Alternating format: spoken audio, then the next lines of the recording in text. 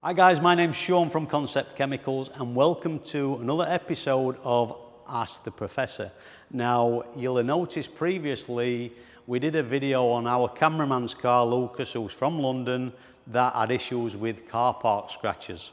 And I actually did say to anybody, if they've got any questions or they want any help with hints and tips, just to actually put it in the comments section on the page. So it came back fairly quickly, and with one of the issues that people seem to be suffering from at the moment, or some of the issues, are MOT failures with headlamps actually starting to fail, a discoloration of the headlamps.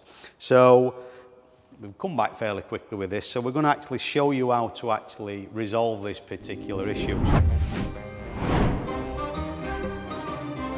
So you'll have noticed from the last video that we did on the hints and tips on Lucas's car, which was a bit predominantly car park scratches, we use the P12 Extra, which is our heavy cut compound. And we're going to stick with that one today because headlamps or polycarbonate headlamps are quite tough cookies to crack. We actually have two cutting compounds in our range, the P12 Extra and the P15 Extra. I'm going to predominantly concentrate on the P12. I know in the last video I actually told you that we would start off with the less aggressive combinations, but I've done headlamp restoration and all I'm trying to do is fast track it and actually save you a little bit of time. So the combinations with the particular product are going to be a lamb's wool pad to cut, and we're going to use an orange foam, a medium foam like we did in the last video, just to bring a gloss back to the headlamp and take any swirl marks and holograms out of the finish. So that is going to be our pad combination. Hopefully, in this particular instance, where we've got this coloration as it starts to break down, this combination will hopefully get us to where we need to be. Worst case scenario, we would actually need to then, if this doesn't work, we would need to flat that with wet and dry, probably 2000s, 1500s, and then start the process again, machining up from there. So that's basically where we're at. So I've got a coarse cutting compound. I'm going to be using a coarse lamb's wool pad, a medium foam to deliver a finish, and then we're going to seal the surface with the ZQ9H, which is out of our zirconite range.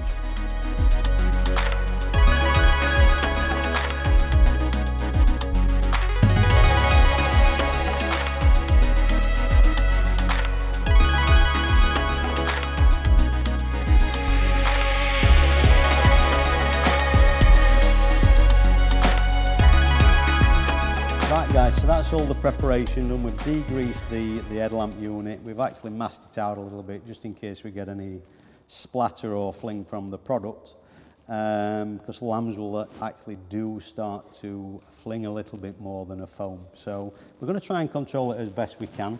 The other thing to note with an headlamp polycarbonate is we need to try and control the heat. We don't want to put too much heat build up in there because we could actually send the lens a milky colour, in which case once we've got it to that point it's irrecoverable, it's a new headlamp. So it's a little bit of a lengthy process, but hopefully the combination that I've selected, hopefully it'll get us to where we need to be. If you remember back at the beginning of the video, I did say if this particular combination doesn't work, you would need to go onto wet and dry paper and machine it up from there.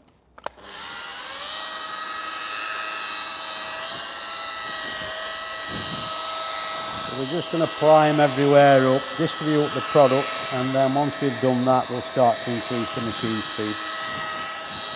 My experience with polycarbonate, I normally like to run my machine speed quite high.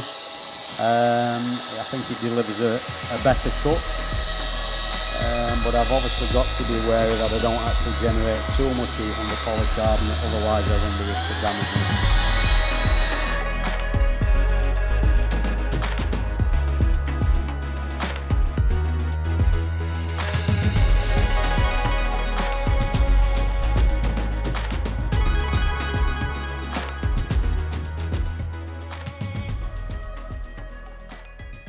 Right guys, we've now switched over to the same product, the P12 Extra, and we're going to deliver a finish now with the medium foam, just like we did on the previous video on Lucas's car. So this will take any heavy swirl marks that the lamb's wool's left in, and it'll remove probably 95% of any hologramming in the lens. So I think that's pretty good actually, just one product, two pad combinations. So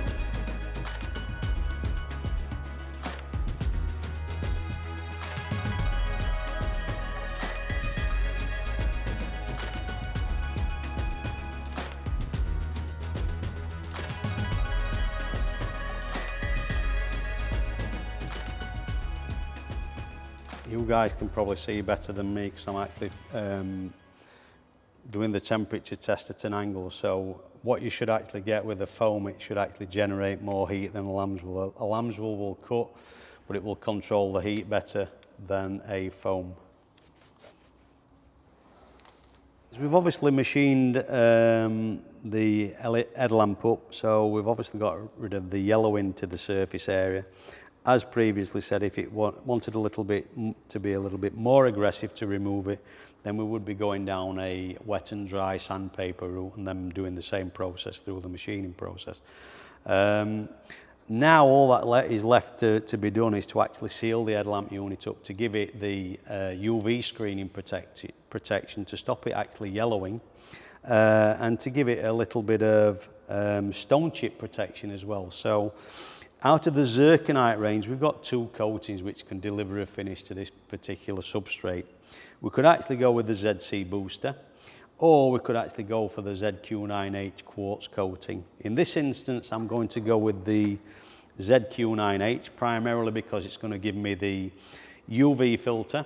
It's going to give me a more harder coating to the surface area, so it's going to give me a durable coating. So my maintenance side of it is going to be a lot easier. Apply the product with the ZQ5 finger pad, because obviously we've got a bit of a contour on the headlamp, so instead of using the block and the suede applicator pad, we're going to do the finger pad, primarily because it gives us more manoeuvrability on the surface area. And we're going to put plenty of product on there because we actually want to give this some very, very good protection.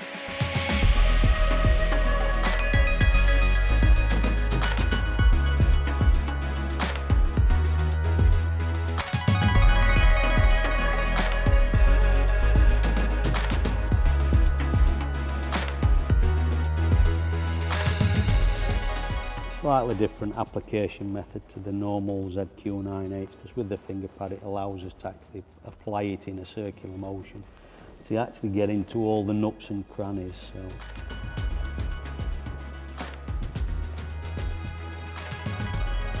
we'll just leave that, allow it to flash off, then we'll buff it to a finish.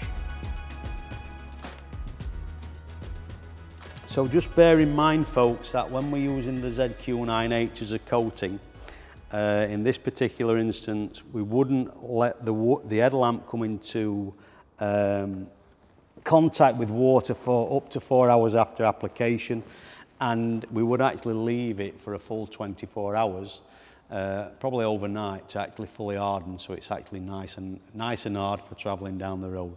Yeah. So let's just buff it up now. There you go, guys. You've got instant tips now on headlamp restoration. So if you like it, hit the like button. If you've got any comments or you want to see any future instant tips, put them in the comment section below. And don't forget to subscribe to our channel. See you later.